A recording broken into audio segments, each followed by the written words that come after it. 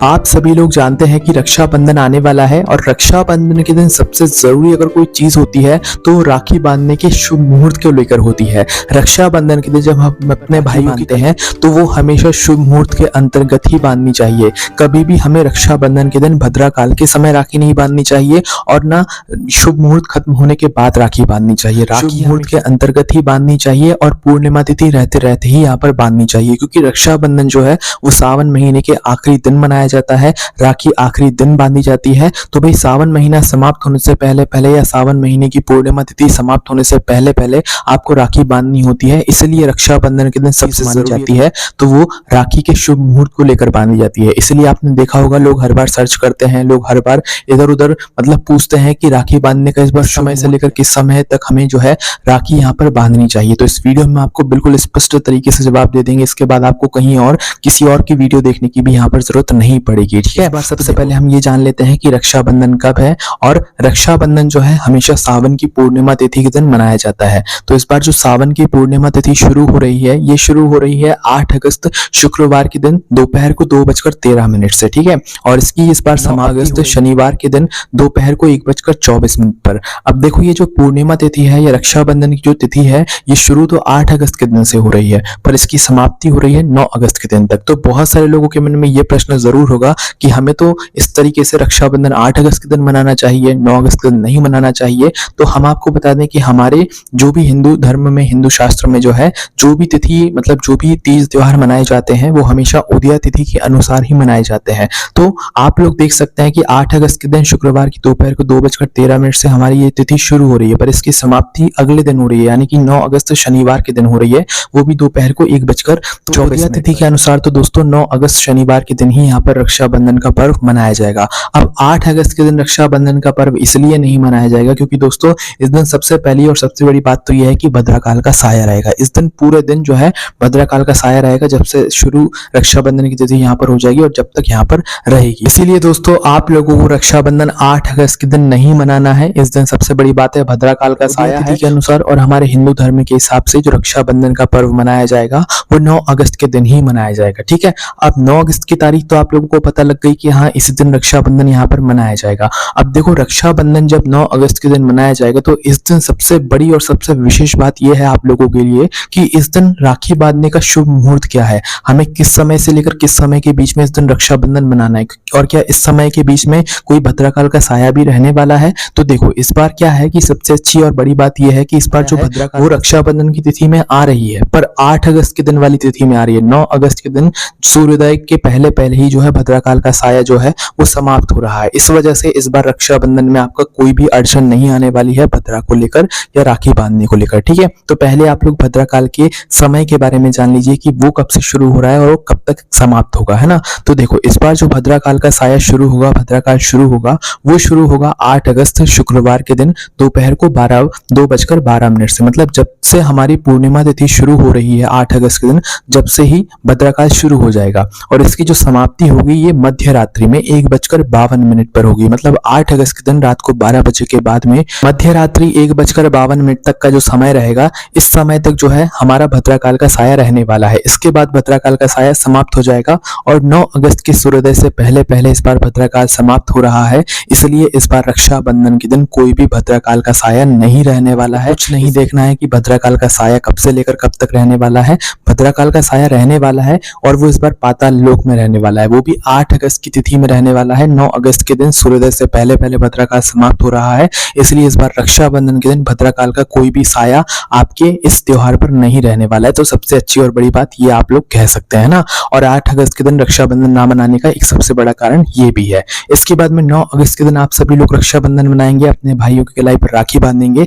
अब यहाँ पर आती है सबसे बड़ी चीज, सबसे बड़ी बात, और आप लोग ये जो है लोगों से ये बात पूछते भी होंगे उस दिन आने पर, या 1-2 दिन पहले भी लोग पूछना शुरू कर देते हैं कि भाई रक्षाबंधन के दिन राखी बांधने का शुभ मुहूर्त क्या है, कब से लेकर कब तक जो है हमें यहाँ पर राखी बांधनी चाहिए, क्योंकि राखी के अंतर्गत ही बांधनी चाहिए।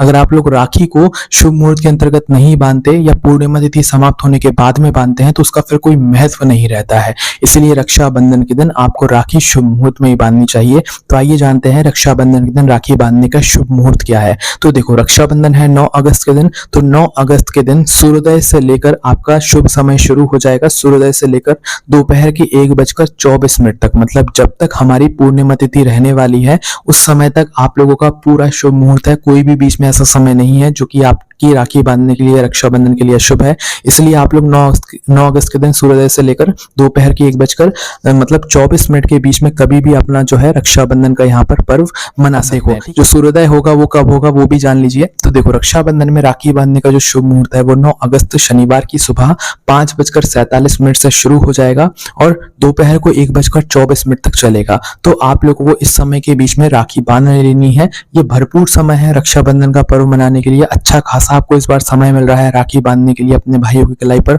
आप आराम से अपने घर पर जा भी सकते हैं और अपने भाइयों की कलाई पर आराम से यहाँ पर राखी भी बांध सकते हैं। तो भाई इस बार रक्षाबंधन आप सभी लोगों का बहुत अच्छा होने वाला है।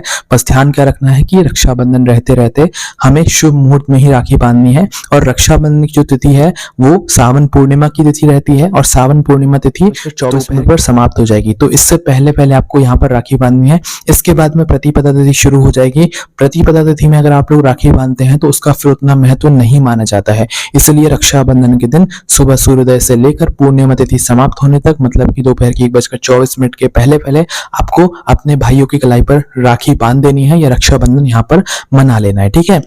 अब देखो, सबसे पहली जो राखी आप लोगों को बांधना है वो हमेशा ध्यान रखना कि अपने घर के भगवानों को बांधना है। चाहे वह लड्डू गोपाल हो, चाहे वह आपके मतलब कोई भी भगवान हो, सभी भगवानों की एक छोटी छोटी सी राखी आप लोगों को पहले बांधनी चाहिए। और पहली जो थाली आप तैयार करते हो वो आपके लिए ही आपको तैयार करनी चाहिए। उसके बाद में फिर आप लोग अपने भाइयों को यहाँ पर राखी बांध सकते हैं। ठीक है। अब देखो, जो आपकी थाली होती है उस थाली में आपको विशेष रूप से कुछ जरूरी चीजें जरूर रखनी चाहिए। जैसे कि आपकी थाली में रोली कुंकू का मतलब तिलक होना चाहिए, चंदन होना चाहिए, अक्षत होने चाहिए, नारियल होना चाहिए, रुमाल होना चाहिए, है ना। इसके अलावा मिठाई होना चाहिए कुछ मीठे में, और एक शुद्ध देसी गाय के घी का दीपक जरूर होना चाहिए। जो घी का दीपक है वो लंबी बत्ती का आप लोग रख सकते हो। ठीक है।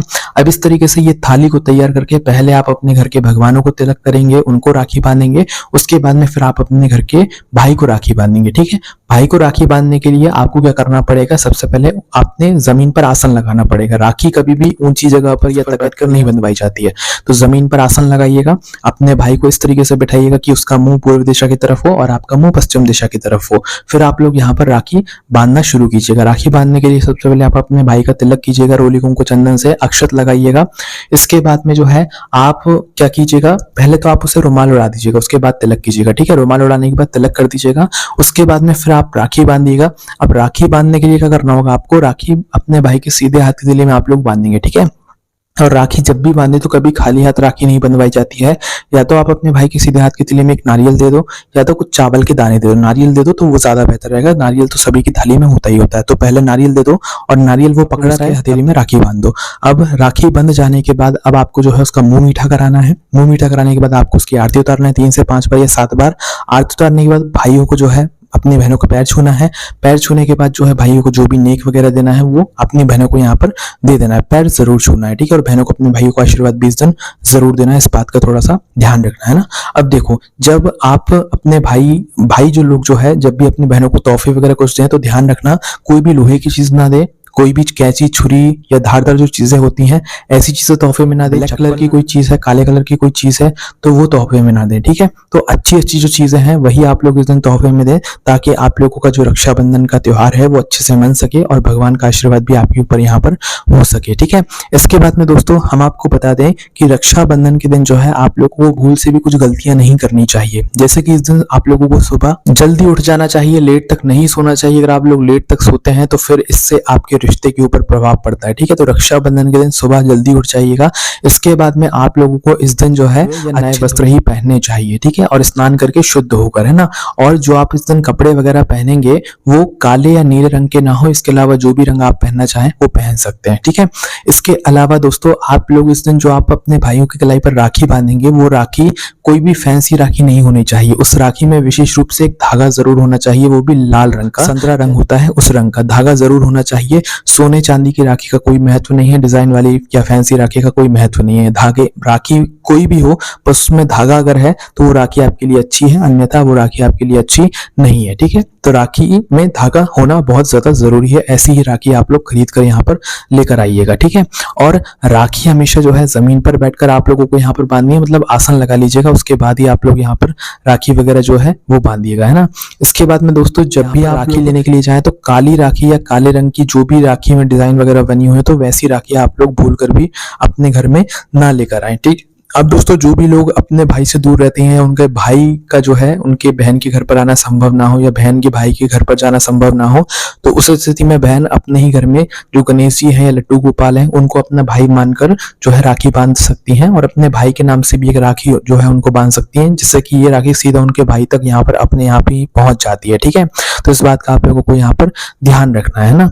इसके अलावा कथा है जो कि आप लोगों को जरूर सुननी चाहिए, जो कि महाभारत के युद्ध से जुड़ी हुई है। महाभारत युद्ध के समय में जब भगवान श्री कृष्ण जी को चोट लग गई थी तो द्रौपदी जी ने अपनी साड़ी का टुकड़ा फाड़कर ही उनके हाथ में बांधा था, जो कि एक रक्षा सूत्र ही माना जाता है, और जो साड़ी थी उसमें धागा था, इसलिए रक्षाबंधन के दिन रक्षा सूत्र जो है कहा जाता है। इसलिए राखी के दिन जो है आप लोगों को राखी के दिन जो है राखी में धागा होना बहुत विशेष माना जाता है। तो उसके बाद क्या हुआ था कि जब द्रौपदी जी का चीर हरण हुआ था तो उस समय किसी ने उनका साथ नहीं दिया, मात्र भगवान श्री कृष्ण जी ने ही अपनी रक्षा का वचन यहाँ पर निभाया था और उनका साथ दिया था। ठीक है, उस धागे की कीमत लौट आई थी, है ना। तो भाई इतना बड़ा महत्व होता है रक्षाबंधन के दिन उस राखी का, उस धागे का। तो इस तरीके से आप लोगों को राखी बांधना है, और राखी हम आपसे वापस से कहेंगे शुभ मुहूर्त में ही बांधना है, बिना शुभ मुहूर्त को देखते हुए या पूर्णिमा तिथि समाप्त होने के बाद राखी मत बांधिएगा, राखी शुभ मुहूर्त में ही बांधिएगा। आपके पास बहुत अच्छा खासा समय इस बार मिल रहा है, 9 अगस्त के दिन सूर्योदय से लेकर दोपहर को 1:24 तक का। इस बीच में आपको राखी बांध देनी है अपने भाइयों की कलाई पर। बाकी आपके मन में कोई प्रश्न है